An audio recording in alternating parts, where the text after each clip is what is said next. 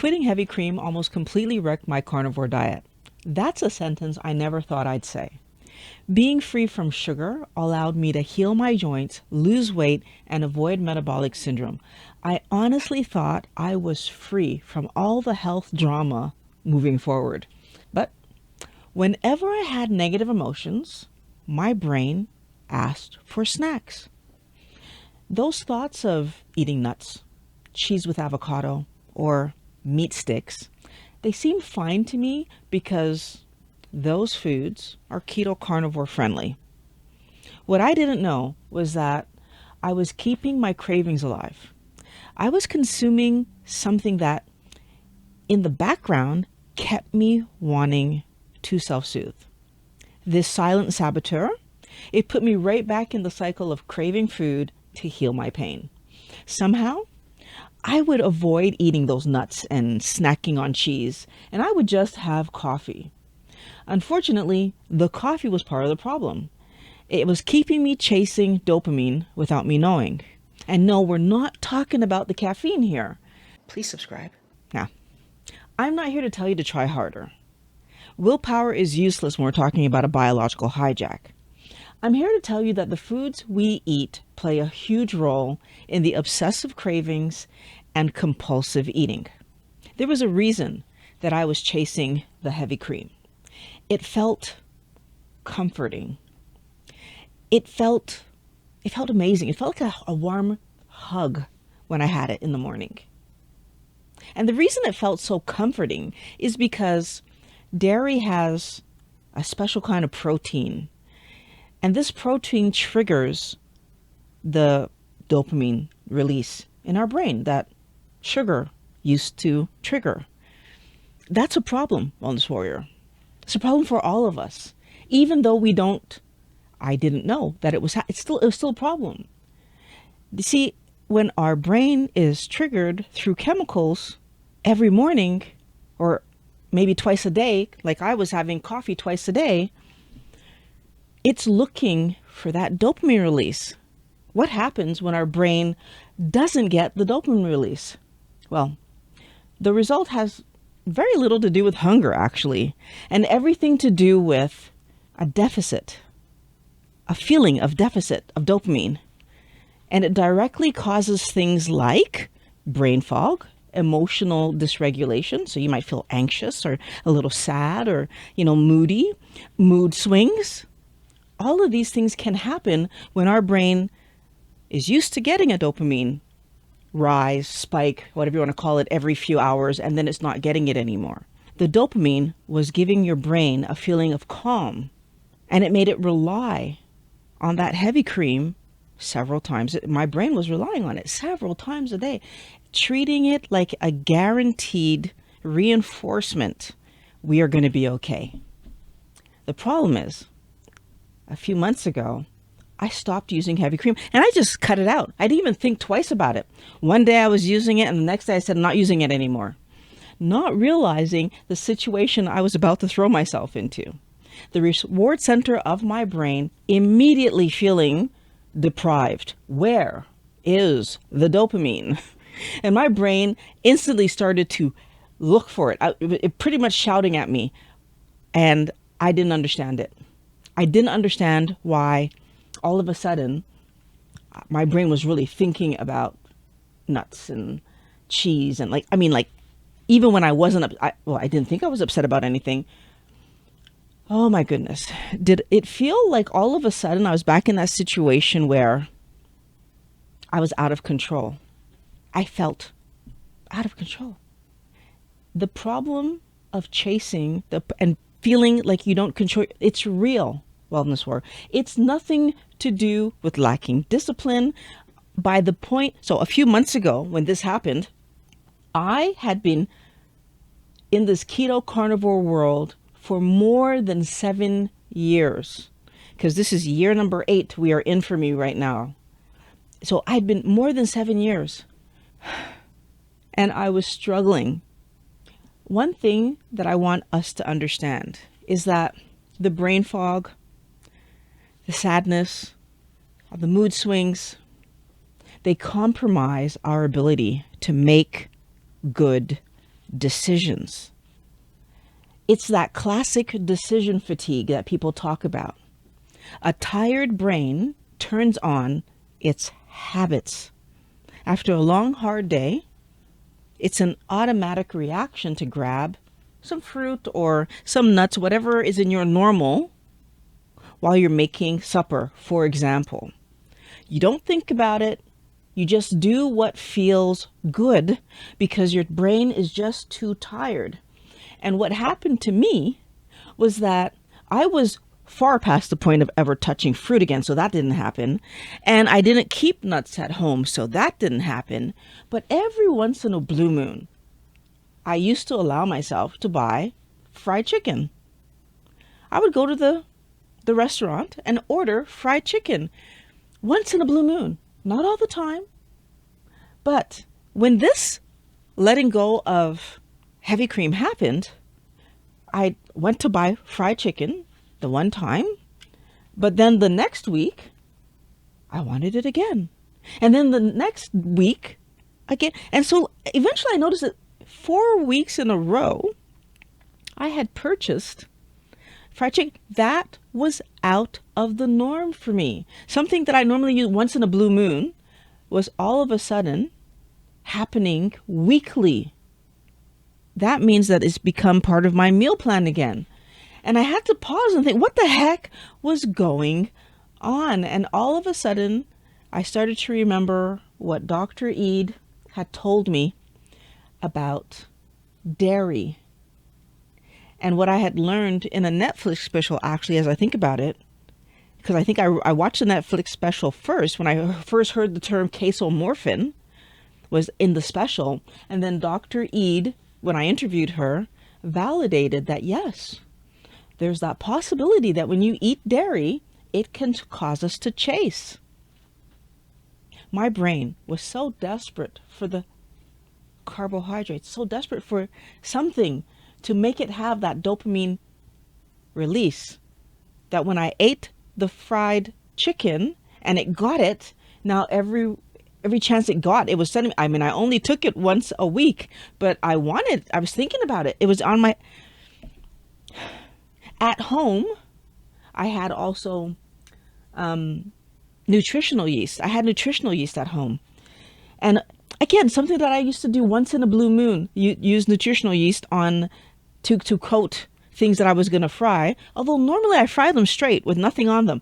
But once in a blue, and in that 4-week period, how many times did I have nutrition? So when I fried something, I put nutritional yeast on it. And I actually went out and bought chicken with flour on it.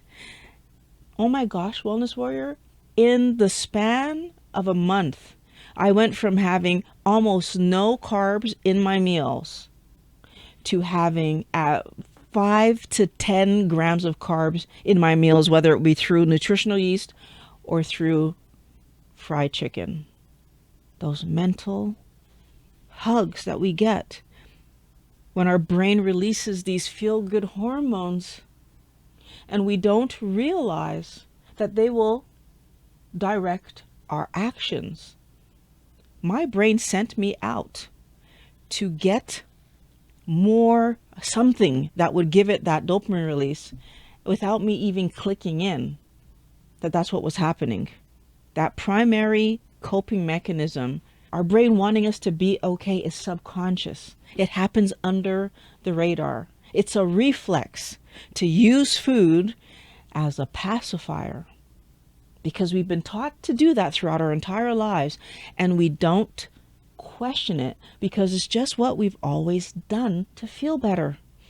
Heavy cream is allowed on a carnivore diet, and it slides right under the radar. It's not overly sweet, but it keeps that emotional dependency going. It ensures that life stays hard, Wellness Warrior, because that relief that we're getting from heavy cream is absolutely fake. But the feeling we get from it is absolutely real, right? And we are unaware that casomorphin is causing this. So at the very beginning, when I took the heavy cream out, and then I was in all these struggles, I wasn't thinking about casomorphin at the beginning, which now left me feeling, what the heck is wrong with me? What's going on? So do you see how we end up thinking that we don't have discipline, thinking that we're lazy or that we're just less capable than everybody else?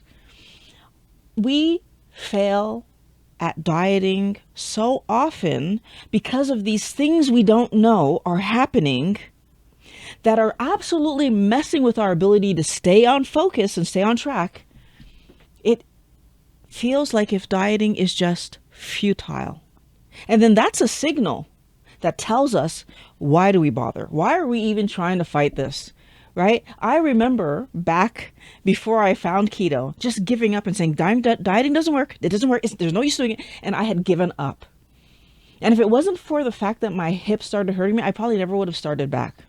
But this is the thing that happens in our head.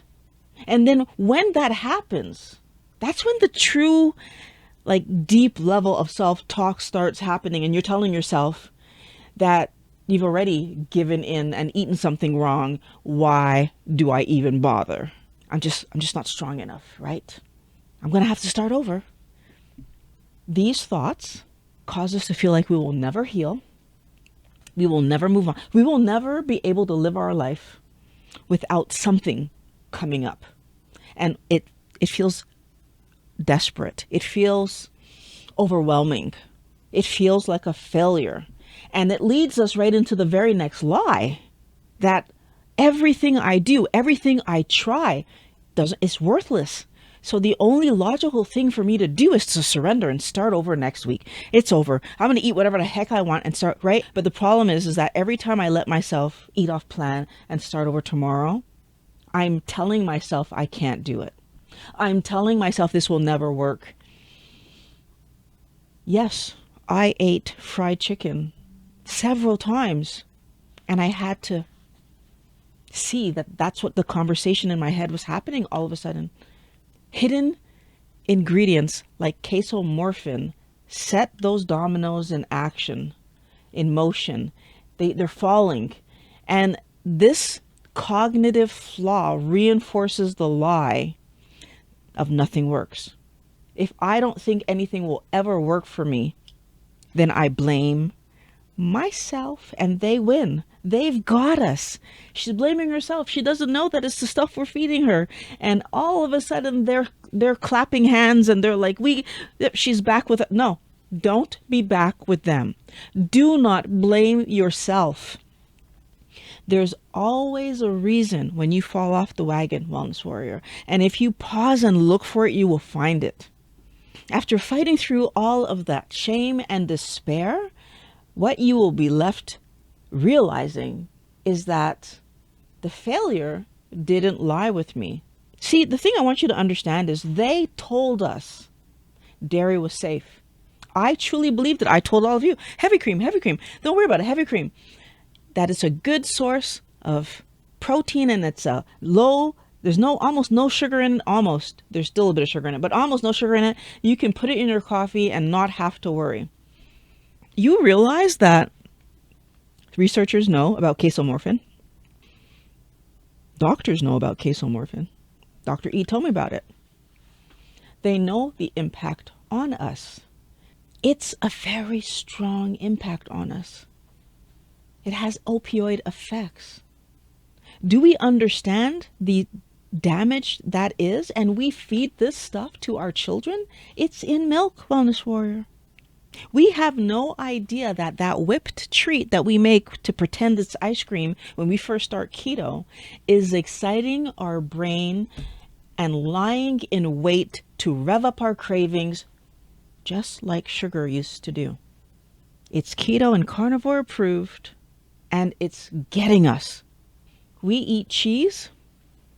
We put cream in our coffee.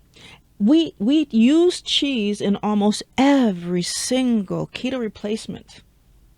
We are completely unaware that we're still in a craving cycle. When we're thinking to ourselves, oh, I deserve a treat today, I did so good, we don't understand that that's not voluntary. This isn't self-care. It's sabotage disguised as self-care. Heavy cream is triggering us to go off and want more garbage. The hard part for me is I would be talking to people and they would talk about their struggles and like they tell me everything they're eating, and I couldn't see anything that they were having that sounded like it should have been a problem, but it never occurred to me to focus on the heavy cream. But the few times that I spoke to people who already knew that they took heavy cream too far, I remember, if I remember correctly, I think Rose and there was one guy that I interviewed, and he really he had a lot of problems with dairy. And they had recognized that somehow this was pulling them in. They didn't know why. These proteins in dairy that get cut up and create casomorphins are getting us. They're manipulating us.